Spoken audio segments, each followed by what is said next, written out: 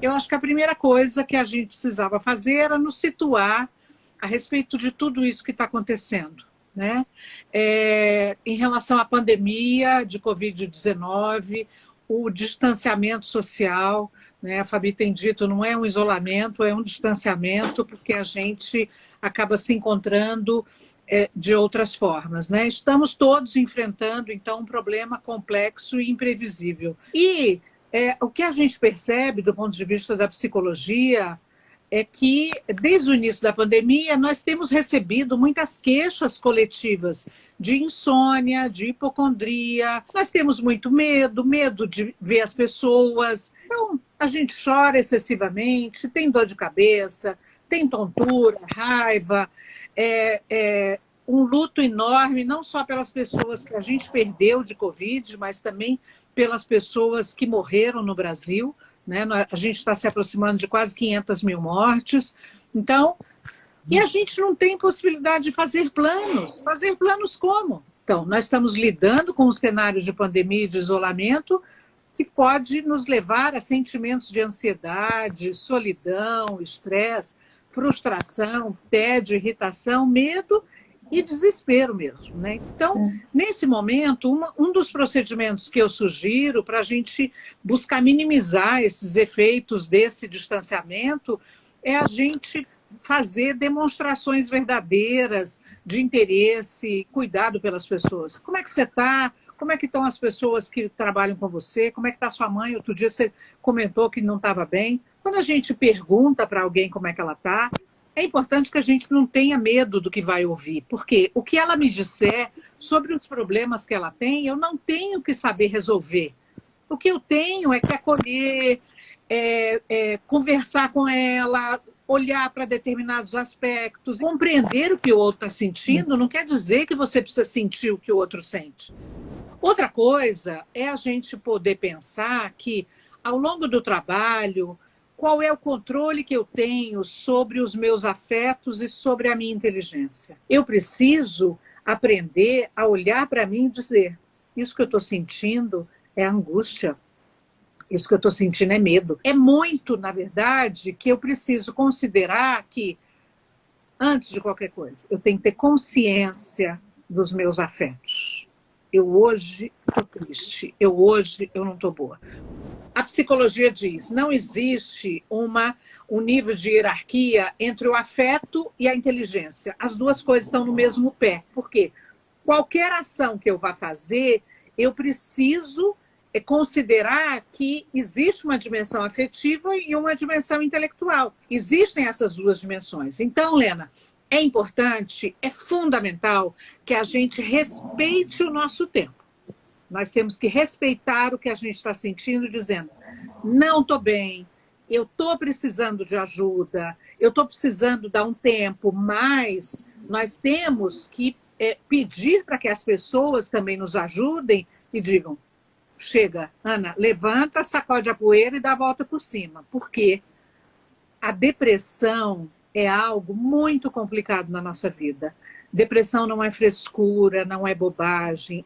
Muitas vezes, a depressão verdadeira, ela precisa ser tratada também com medicação, né? Porque existem alguns elementos, alguns componentes químicos que o nosso corpo produz que a gente precisa buscar resolver.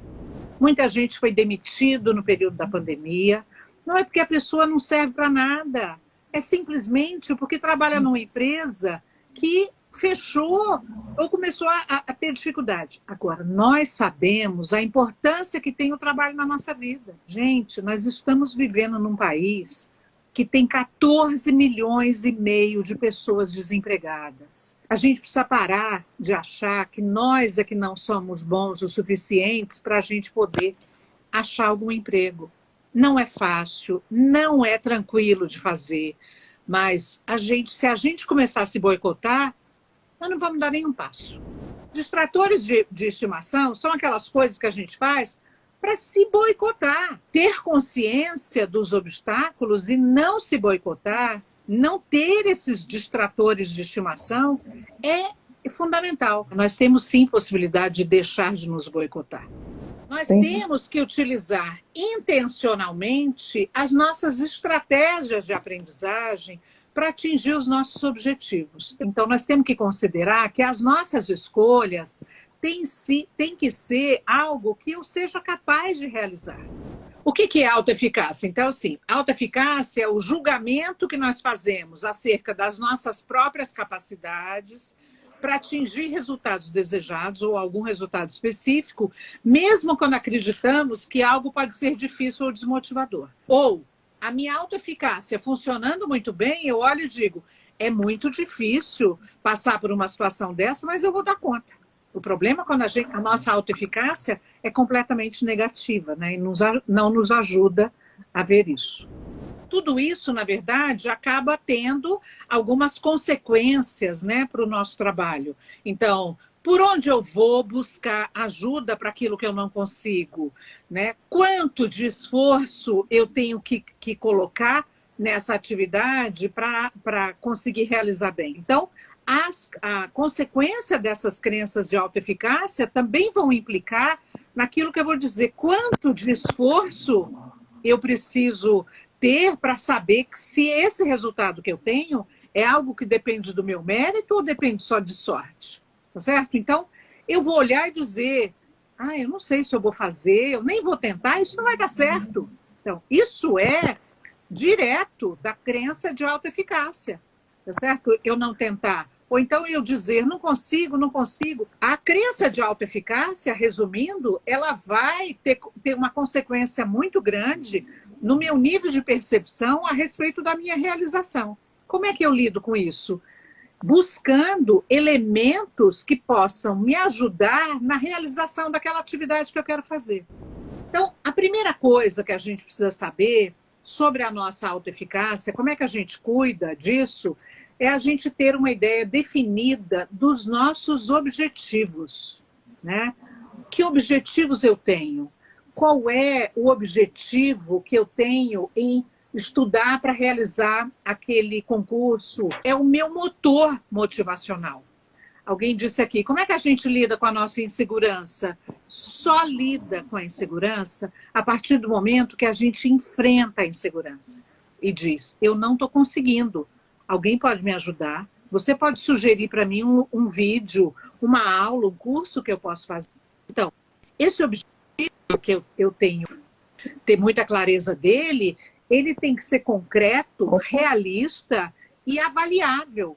Não adianta algo que eu vou fazer e falo, daqui 2 anos eu estou boa no inglês. Não, então, não é algo que eu preciso fazer para curto prazo. Eu preciso fazer, então, isso a longo prazo. Tá certo? Então, cuidar de ter clareza desses objetivos.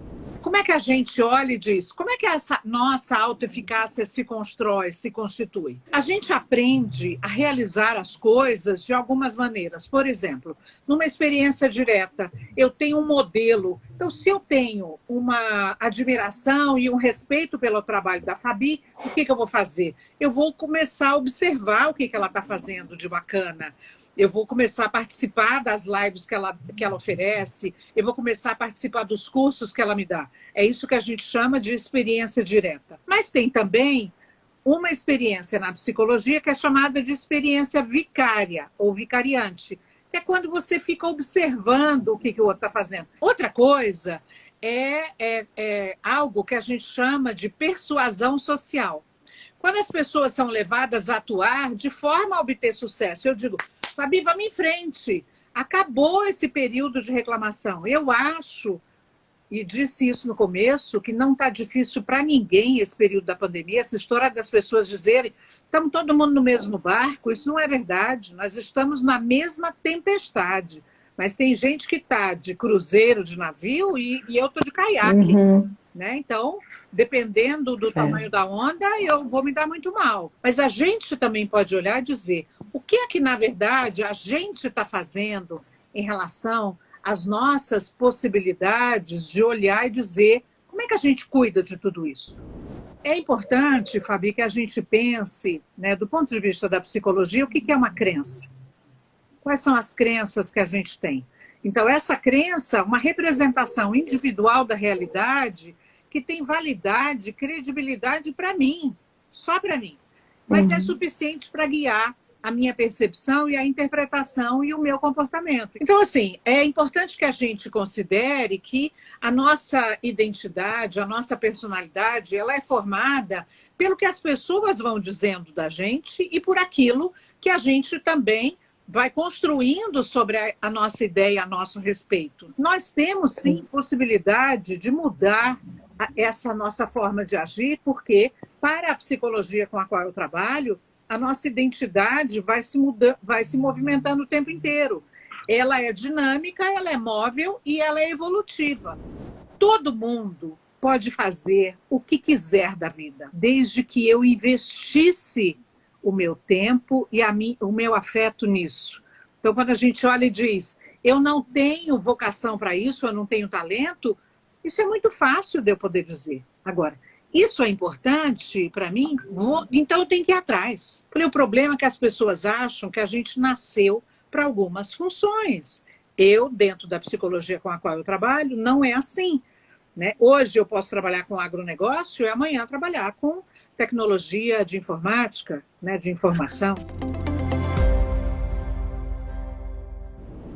Queria trazer uma notícia que é muito triste para todos nós, para a nossa comunidade Mature, né, e para todos nós aqui do nosso time também, que é a perda do nosso querido Walter Alves. E vai ser uma perda, né, gigante para a Mature, para todo mundo que conhecia ele, porque é uma pessoa maravilhosa. É difícil explicar para quem não conheceu ele quem era Walter Alves, mas todo mundo... O bom é que todo mundo tem a possibilidade de conhecer, de ver ele, né, em tantas lives gravadas que a gente tem. Ele mediou muitas lives da Mature e ele fez muitas entrevistas do programa Trabalho no Futuro, que está no nosso YouTube também, nas nossas redes sociais, além de escrever para o nosso blog. Tem dezenas de artigos do Walter no nosso blog e todo mundo que lê os textos dele fica admirado. É difícil explicar, né? Mas mesmo para mim, assim, como CEO da Mature, ele era um líder, né? Eu aprendi muito com ele. A gente tinha uma admiração mútua, assim, muito grande. Uma pena, mas acho que a gente leva tudo que a gente aprendeu, o convívio que a gente teve com ele, né? O abraço forte que ele dava nas pessoas, o sorriso, né? O sorriso dele, uma pessoa muito acolhedora, uma delícia de conversar com ele, né? E, acima de tudo, uma pessoa muito ativista pela causa da diversidade e inclusão, né? Em todos os seus aspectos. Então, fica aqui a nossa homenagem, né? E nosso pesar, né? Mas, acima de tudo, essa lembrança e continuar um trabalho também dedicando a ele.